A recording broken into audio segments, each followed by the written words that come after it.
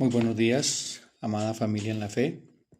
Hoy es septiembre 27 y el devocional tiene por título Misteriosa Providencia.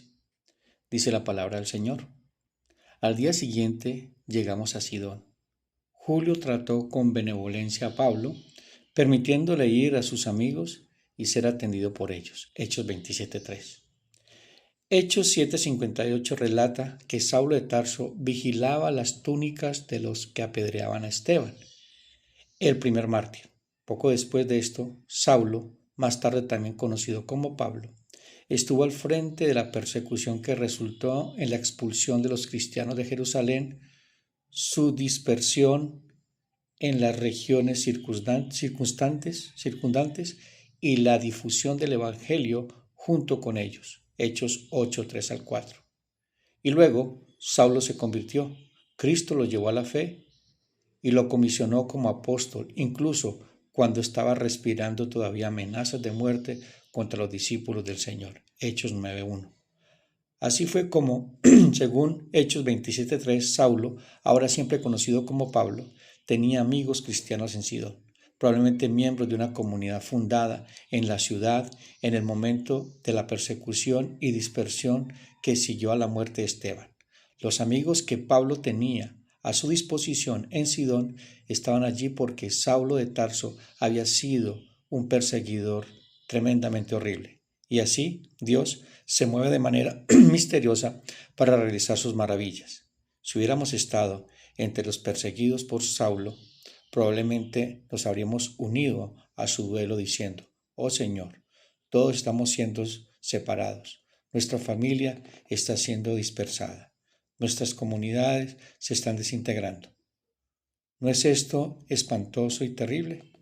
Desde su perspectiva, ciertamente así lo parecía. Sin embargo, incluso en medio de una tragedia tan grande, vemos la misteriosa providencia de Dios. El propio Pablo, ahora cristiano, estaba recibiendo la bondad cristiana de una iglesia que existía en esa ciudad en parte porque había sido un perseguidor comprometido con su tarea. A su debido tiempo, todos los enredos de nuestra vida presente, de nuestras dificultades y decepciones, serán puestos en su correcta perspectiva. Debemos recordar que el dolor que Él bendice es nuestro bien. El bien que no bendecido es el mal. Y todo está bien, aunque parezca equivocado. Sí, a su dulce voluntad. Esta pequeña anécdota de la vida de Pablo afirma la verdad que José declaró a sus hermanos cuando buscaron su perdón por haberlo vendido a Egipto. Ustedes pensaron hacerme mal, pero Dios lo encaminó en bien. Génesis 50:20. Dios es capaz de cambiar incluso las malas intenciones de las personas y usarlas para sus propósitos en la vida de sus hijos. Él es fiel e inmutable.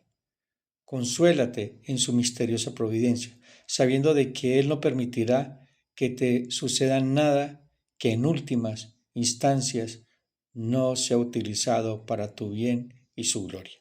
Para profundizar, Génesis 45, 4-15. Bueno, mis queridos hermanos, hoy nos encontramos de nuevo con este tema, la providencia de Dios. Lo hemos visto ya en varias circunstancias de hombres y mujeres de Dios. Ahora vamos a mirar la providencia de Dios en la vida de Pablo. Y el devocional, como leíamos inicialmente, tiene por título La misteriosa providencia.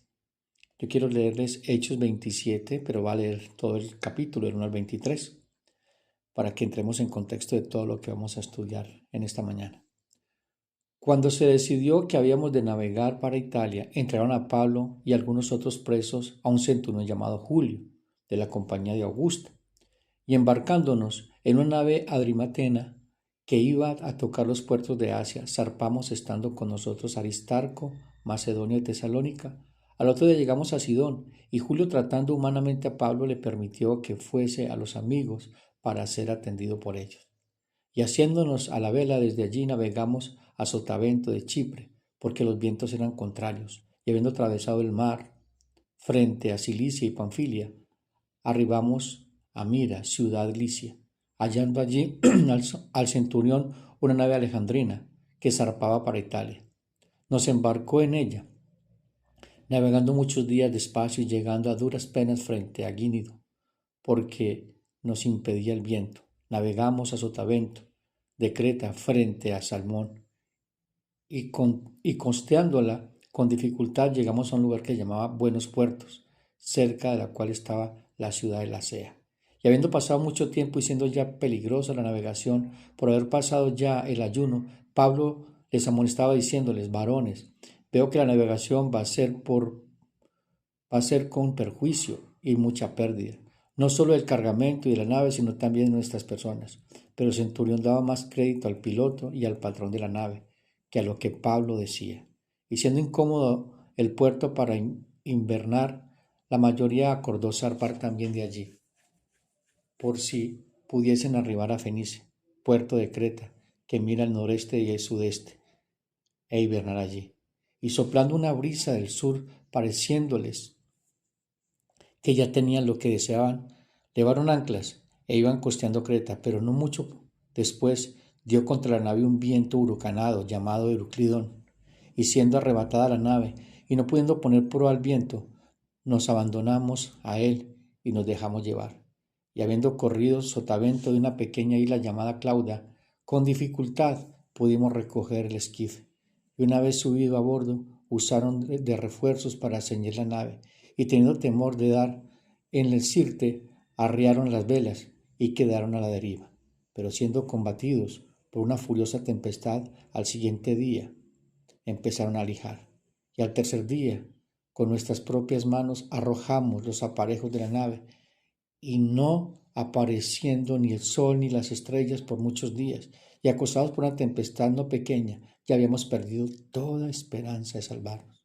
Entonces Pablo, como hacía ya mucho que no comíamos, puesto en pie en medio de ellos, dijo: habría sido por cierto conveniente, oh varones, haberme oído y no zarpar de Creta, tan solo para recibir este perjuicio y pérdida. Pero ahora os exhorto a tener buen ánimo, pues no habrá ninguna pérdida de vida entre vosotros, sino solamente la de la nave, porque esta noche ha estado conmigo el ángel de Dios, de quien soy y a quien sirvo, diciendo: Pablo, no temas, es necesario que comparezcas ante César, y aquí que Dios te ha concedido a todos los que navegan contigo.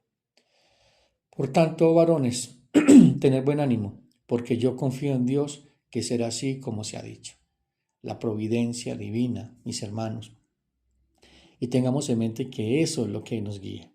Dios nos guía a través de acontecimientos, situaciones que muchas veces pueden ser tan difíciles como esta tormenta, como estas decisiones equivocadas que tomó el comandante, el centurión, no haber escuchado a Pablo. Pero todos esos acontecimientos tenían un propósito: mostrar la gloria de Dios y su providencia en cada circunstancia. Entonces, mis hermanos y hermanas, la providencia no es una idea abstracta para debates teológicos, y eso es muy importante tenerlo en mente. Es la realidad mediante la cual Dios sostiene, dirige y encamina nuestra historia y la de nuestras vidas hacia un fin redentor, es decir, hacia Cristo. Todos los acontecimientos que han pasado en tu vida antes de Cristo fueron dirigidos y orquestados por Cristo, por nuestro Santo y buen Dios, para encontrarnos con Jesucristo. Es decir, que el primer punto que debemos tener en mente a partir de hoy es que tu pasado fue usado por Dios para salvarte. Entonces no llores más por tu pasado. Descansa en la providencia de Dios y di: gracias, Señor, por todas las cosas que viví, porque me llevaron a encontrarme contigo. Y si es así antes de nosotros conocer a Cristo, ¿cuánto más ahora que le conocemos? ¿Cuánto más ahora que caminamos con Él? Podemos decir: Señor, tu voluntad siempre será buena, agradable y perfecta. Sin embargo, es misteriosa la providencia de Dios, porque con frecuencia, mis hermanos, se desarrolla por caminos que no entendemos, a través de la bondad de un centurión, de la traición de un hermano, de una prisión o de una tormenta en alta mar. La pregunta de todo creyente no es si Dios gobierna, es la Escritura lo afirma, sino cómo confiar en ese gobierno cuando la experiencia habla de dolor, injusticia y caos. Dios gobierna el reino de los hombres. Eso fue lo que le dijo Dios a Habacuc en Habacuc 2:20. Jehová está en su santo templo, calle delante de él toda la tierra. Mis hermanos, la providencia de Dios es la acción soberana, sabia y amorosa de Dios que utiliza medios humanos y eventos adversos, naturales o sobrenaturales para conducir la historia de todos y cada uno de nosotros y la historia del hombre al cumplimiento de sus promesas en Cristo.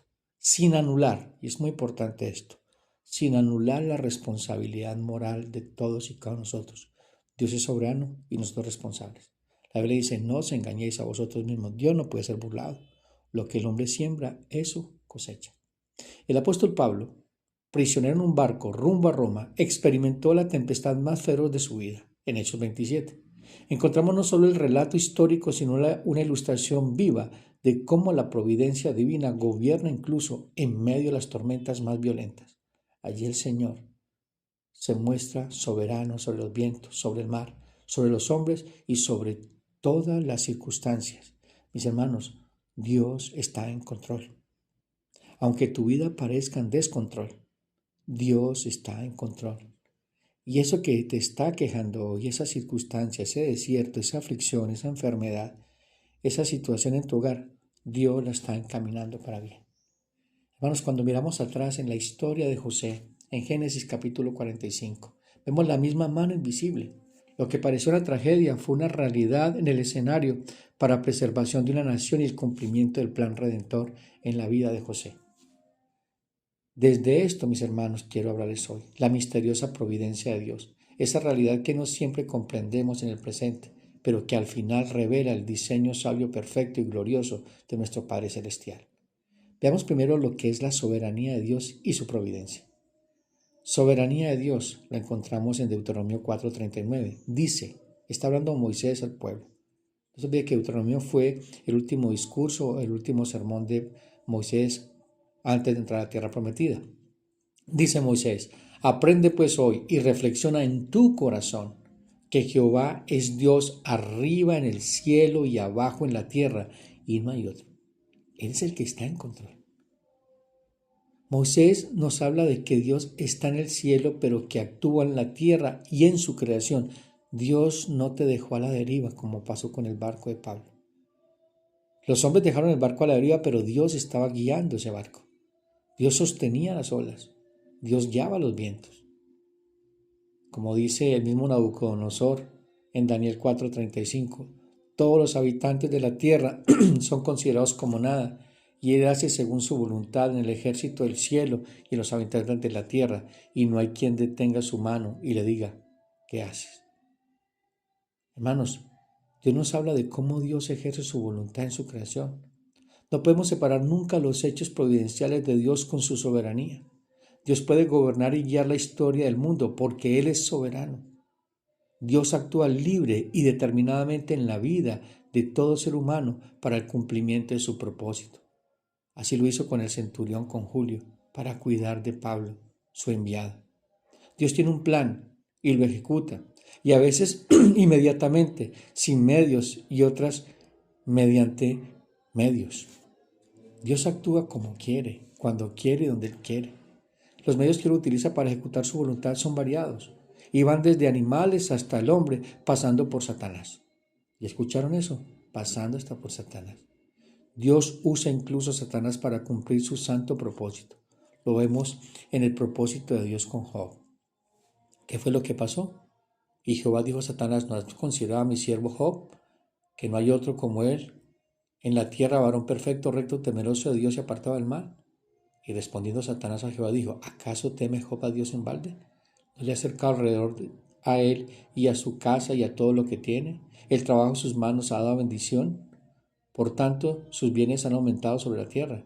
Pero extiende ahora tu mano y toca todo lo que tienes y verás si no blasfema contra ti y en tu misma presencia. Dijo Jehová a Satanás, he aquí, todo lo que tienes está en tu mano. Solamente no pongas tu mano sobre él. Y salió Satanás delante de Jehová. ¿Sí ves? Dios estaba en control. Dios estaba en control. Por eso es que cuando Dios se revela a Job, él exclama, de oídas sabía de ti, mas ahora mis ojos te ven. Yo hablaba cosas maravillosas que no comprendía. Él no comprendía lo que estaba pasando en su vida, pero Dios no le dio respuestas a su dolor. Dios se reveló a él en medio del dolor. Hermanos, si Dios utiliza a Satanás cuando el diablo actúa, lo hace con una motivación, pero la motivación de Dios para el mismo hecho es muy diferente. Satanás para destruirnos, pero Dios para edificarnos, para llevarnos a ser más como Cristo, para ver su mano, su poder, su soberanía, su control. La Confesión de Westminster nos dice acerca de la providencia que Dios es el gran creador de todo, sostiene, dirige, dispone y gobierna a todas las criaturas, acciones y cosas, desde la más grande hasta la más pequeña, por su sabia y santa providencia, conforme a su presciencia infalible y a la libre e inmutable consejo de su propia voluntad, para alabanza de la gloria de su sabiduría, poder, justicia, bondad y misericordia. Mis hermanos, los caminos de Dios a veces parecen desconcertantes. Como dice el apóstol Pablo, son inescrutables. Son inescrutables. Sabemos de que todas las cosas que acontecen vienen de Dios y por cada una de ellas Él debe ser glorificado, como dice Romanos 11:36. Porque de Él y por Él y para Él son todas las cosas. Al sea la gloria por los siglos. Amén. Por eso, como cristianos, a menudo, mis hermanos, con frecuencia nos animamos a confiar en la providencia de Dios, a recordar su mano invisible y a descansar en el conocimiento de que Él dirige todas las cosas para nuestro bien. Romanos 8:28. Hermanos, recurrimos a la providencia cuando los caminos de Dios son inescrutables, cuando se produce una tragedia, cuando la alegría nos sorprende, cuando el dolor nos abruma, cuando la oportunidad llama a la puerta, cuando las circunstancias nos llevan al límite, cuando no tenemos respuesta de alguna manera, de algún modo. Como cristianos sabemos que la solución se encuentra en lo profundo de la providencia de Dios. Veremos entonces la providencia de Dios en circunstancias adversas. Lo que hemos leído en el capítulo 27. Pablo es prisionero injustamente acusado. El viaje rumbo a Roma es tratado con bondad por Julio el centurión. Aunque Pablo, esté bajo cadenas, Dios sigue obrando en cada detalle. Incluso en la misericordia de un soldado romano es parte de la providencia de Dios.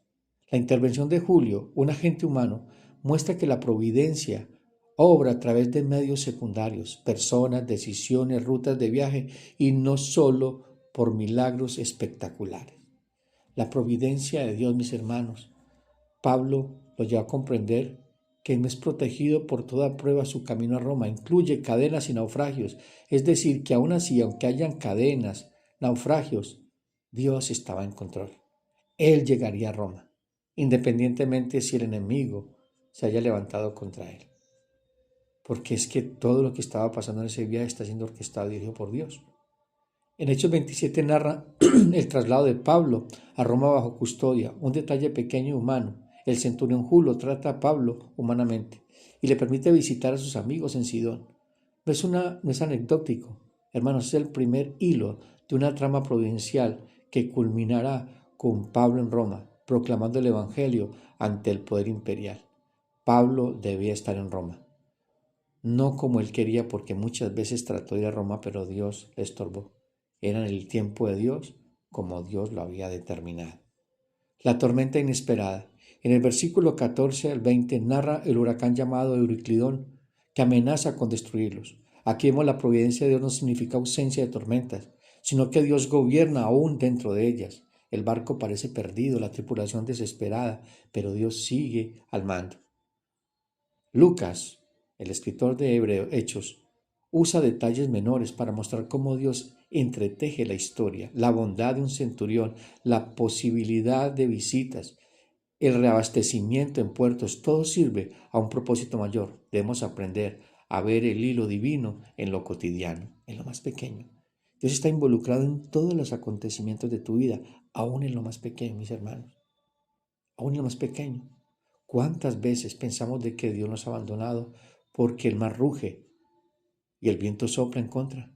La providencia no siempre se percibe como protección inmediata, mi querido hermano, mi querida hermana, sino como dirección soberana hacia el destino mayor.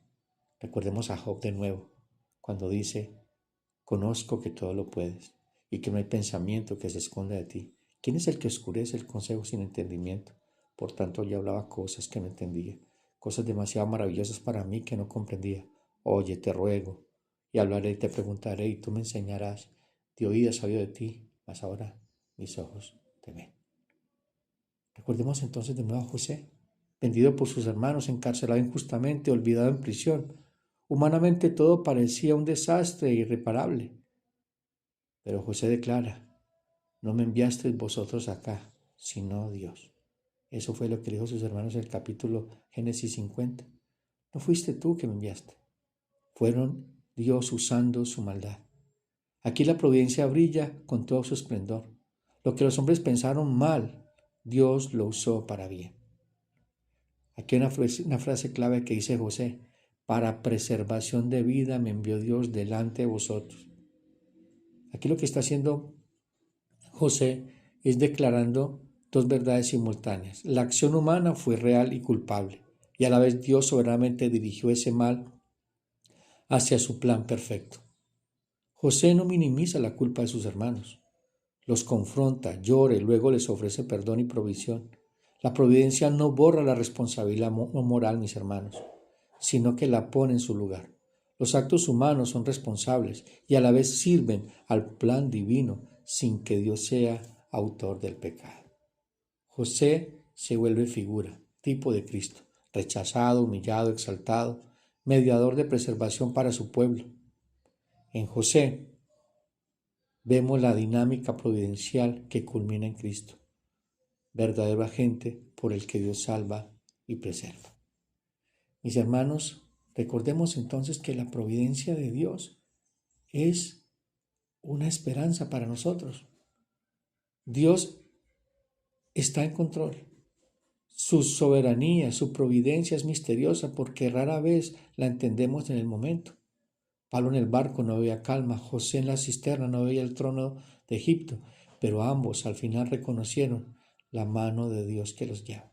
Así también nosotros, aunque hoy miremos tormentas, cadenas o traiciones, podemos confiar en que el Dios soberano conduce todo hacia su gloria para nuestro bien eterno.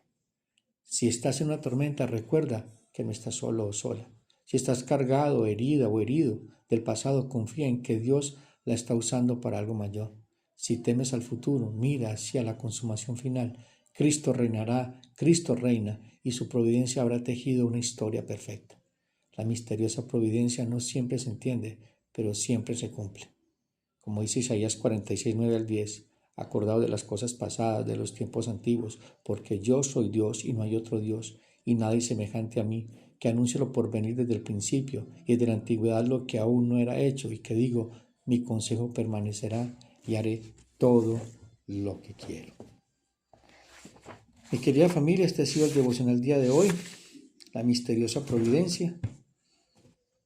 Textos para el día de hoy, la Biblia en un año, Ezequiel capítulo 18 al 19 y Juan 12, el 1 al 26. Dios les bendiga, preparemos nuestros corazones para mañana celebrar el Día del Señor, que el Señor bendiga sus vidas en este día y a sus familias. Un abrazo fuerte.